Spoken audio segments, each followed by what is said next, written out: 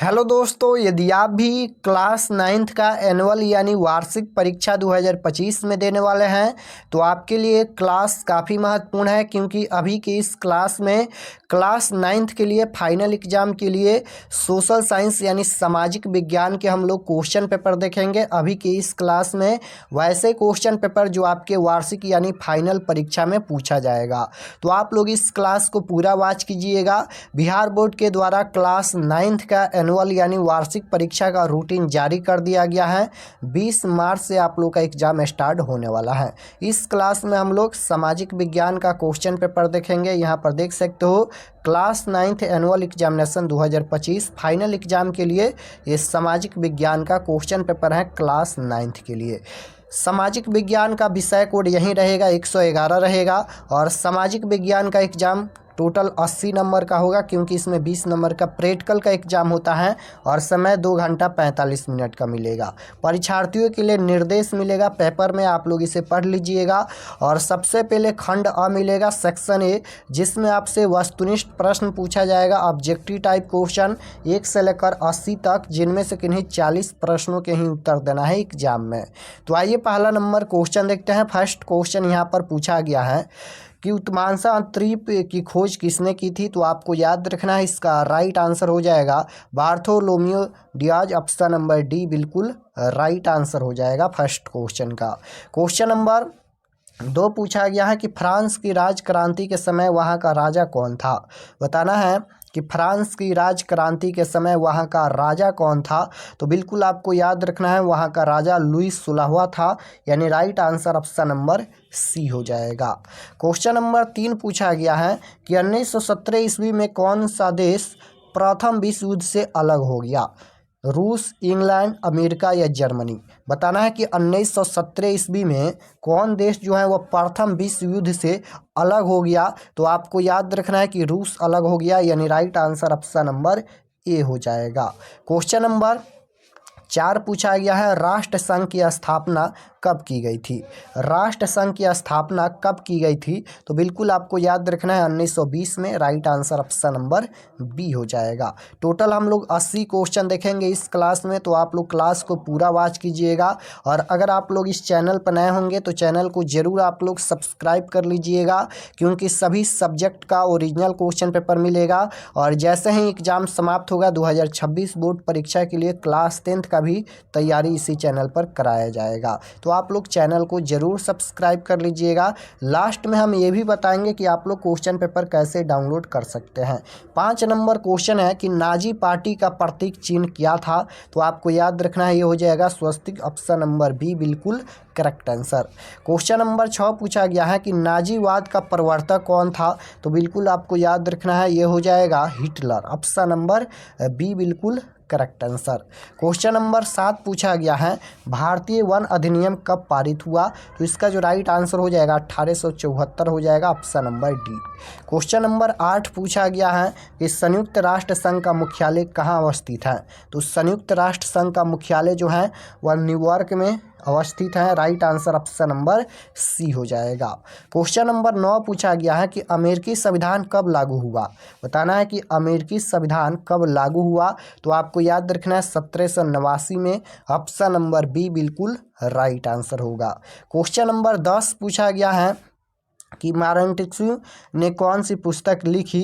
तो right answer हो जाएगा यहाँ पर क्वेश्चन नंबर 10 का क्वेश्चन ये पूछा गया है कि मॉन्टेस्क्यू ने कौन सा पुस्तक लिखी। तो ये हो जाएगा विधि की आत्मा। ऑप्शन नंबर बी बिल्कुल राइट आंसर। क्वेश्चन नंबर 11 पूछा गया है कि द्वितीय विश्व युद्ध कब आरंभ हुआ। तो द्वितीय विश्व युद्ध कब आरंभ हुआ। तो 1939 में। Right answer option number A हो जाएगा। क्वेश्चन नंबर 12 पूछा गया है कि संथाल विद्रोह का नेता निम्न में कौन था। तो इसका जो राइट आंसर हो जाएगा Sidhu Kanhu. Option number D right answer. Question number 13 पूछा गया है कि संयुक्त राष्ट्र संघ का नामकरण किसके द्वारा किया गया? तो राइट आंसर हो जाएगा फ्रैंकलिन डी रूजवेल्ट के द्वारा। ये सभी क्वेश्चन आप लोग याद कर लीजिएगा क्योंकि इसमें से काफ़ी क्वेश्चन क्लास 10th में भी मिलेगा। क्वेश्चन नंबर 14 है, क्षेत्रफल की दृष्टि से भारत का विश्व में कौन सा स्थान है? ये question same to same class 10th में है। क्षेत्रफल की दृष्टि से भारत का विश्व में स्थान पूछा गया है, तो बिल्कुल करेक्ट आंसर हो जाएगा ऑप्शन नंबर ए, 7वां स्थान प्राप्त है। क्वेश्चन नंबर 15 पूछा गया है, भारतीय मानक समय ग्रीनविच स्टैंड टाइम से कितने घंटे आगे हैं? तो राइट आंसर हो जाएगा ऑप्शन नंबर सी हो जाएगा। क्वेश्चन नंबर 16 पूछा गया है कि निम्न कारकों में कौन जलवायु को प्रभावित नहीं करता है? कौन यहाँ पर जलवायु को प्रभावित नहीं करता है? तो ये हो जाएगा देशांतर, option number C right answer. Question number 17 ये पूछा गया है, विश्व में सबसे अधिक वर्षा किस स्थान पर होती है? किस स्थान पर होती है? तो ये हो जाएगा Mawsynram, option number C right answer.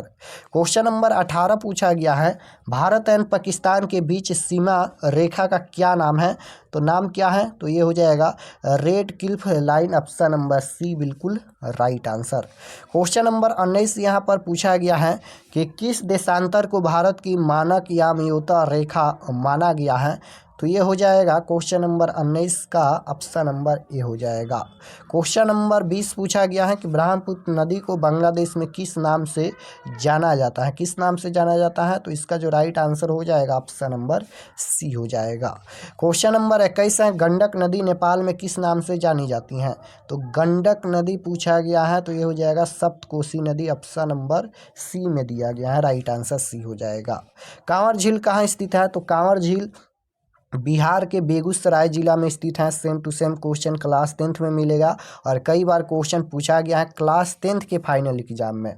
तो कांवर झील कहाँ स्थित है? बेगूसराय जिला में स्थित है, ऑप्शन नंबर डी बिल्कुल राइट आंसर। क्वेश्चन नंबर 23 पूछा गया है, भारत में वन जीव संरक्षण अधिनियम कब लागू किया गया? तो बिल्कुल राइट आंसर हो जाएगा 1972 में, option number A right answer. Question number 24 है, किस देश में कंगारू पाए जाते हैं? कंगारू पाए जाते हैं, बताना है किस देश में कंगारू पाए जाते हैं? तो ऑस्ट्रेलिया आप लोग जानते होंगे, option number B right answer हो जाएगा।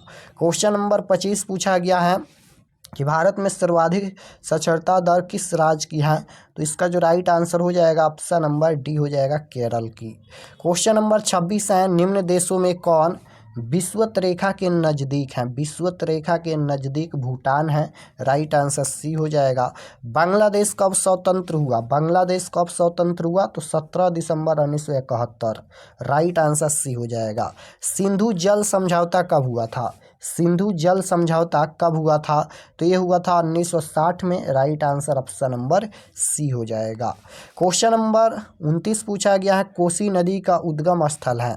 कोसी नदी का उद्गम स्थल कौन है? तो ये हो जाएगा, इनमें से कोई नहीं हो जाएगा, ऑप्शन नंबर डी। निम्न में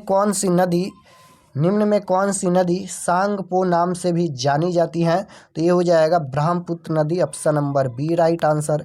क्वेश्चन नंबर 31 पूछा गया है कि सार्वभौम माताधिकार प्राप्त प्रदान करने वाला प्रथम देश कौन है? तो ये हो जाएगा New Zealand, option number A right answer. Question number 32 पूछा गया है, क्वामे एंड क्रूमा किस देश से हैं? तो बिल्कुल जो राइट आंसर हो जाएगा ये हो जाएगा Ghana, option number B. Question number 33 देखिए, लोकतंत्र में शासन कौन करता है? तो राइट आंसर हो जाएगा 33 नंबर का ऑप्शन नंबर क्या हो जाएगा? जनता, option number A right answer. Question number 34 देखिए क्या पूछा गया है,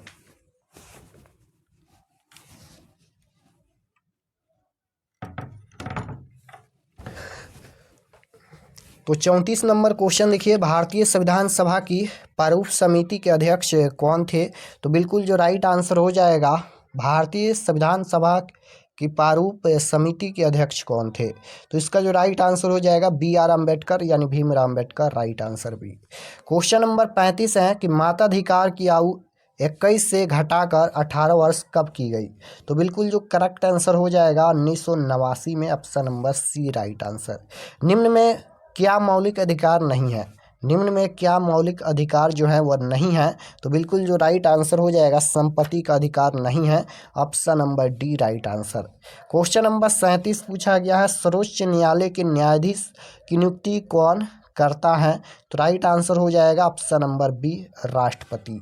क्वेश्चन नंबर 38 है, निम्न में किस राज्य में दृष्टिदंडनीय विधायिका नहीं है? तो राइट आंसर हो जाएगा क्वेश्चन नंबर 38 का महाराष्ट्र में, ऑप्शन नंबर सी हो जाएगा। क्वेश्चन नंबर 39 है, भारत के सर्वोच्च न्यायालय का गठन किस वर्ष हुआ? तो राइट आंसर हो जाएगा 1950, ऑप्शन नंबर बी। राज्यसभा का सभापति कौन होता है? राज्यसभा का सभापति कौन होता है? तो उपराष्ट्रपति, राइट आंसर सी। निम्न में कौन देश के मौजूदा कानून में संशोधन कर सकता है? तो राइट आंसर हो जाएगा ऑप्शन नंबर डी संसद। क्वेश्चन नंबर 42 है, शिक्षा के अधिकार को मौलिक अधिकार का दर्जा कब मिला? शिक्षा के अधिकार को मौलिक अधिकार का दर्जा कब मिला? तो राइट आंसर हो जाएगा 2002 में, ऑप्शन नंबर बी। उत्पादन का सक्रिय साधन है? तो राइट आंसर हो जाएगा पूंजी, option number B. Question number 44 है, भूमि का परिश्रमिक कहलाता है? तो बिल्कुल जो करेक्ट आंसर हो जाएगा ऑप्शन नंबर डी हो जाएगा लगान। क्वेश्चन नंबर 45 है, गरीबी के दुष्चक्र की अवधारणा किसने दी? तो राइट आंसर हो जाएगा रेगनर नक्स ने, option number C right answer. Question number 46 है, देश की प्रमुख आर्थिक समस्या क्या है? तो राइट आंसर हो जाएगा इनमें से सभी, गरीबी है, बेरोजगारी है, पूंजी का अभाव है। क्वेश्चन नंबर 47 है, निम्न में से क्या नकदी फसल है? नकदी फसल पूछा गया है, तो राइट आंसर हो जाएगा नकदी फसल पूछा गया है। नकदी फसल कौन है? तो 47 का जो राइट आंसर हो जाएगा चावल, गेहूं और यहाँ पर ईख है, मक्का है। तो इसका जो राइट आंसर हो जाएगा नकदी फसल, ऑप्शन नंबर बी हो जाएगा ईख। क्वेश्चन नंबर 48 है कि बिहार में जीवन निर्वाह का मुख्य साधन क्या है? तो राइट आंसर हो जाएगा 48 नंबर का सी कृषि है। क्वेश्चन नंबर 49 है, खदान का बफर स्टॉक किस संस्था द्वारा किया जाता है? तो बिल्कुल जो राइट आंसर हो जाएगा FCI, ऑप्शन नंबर ए। न्यूनतम मजदूरी अधिनियम कब पारित हुआ?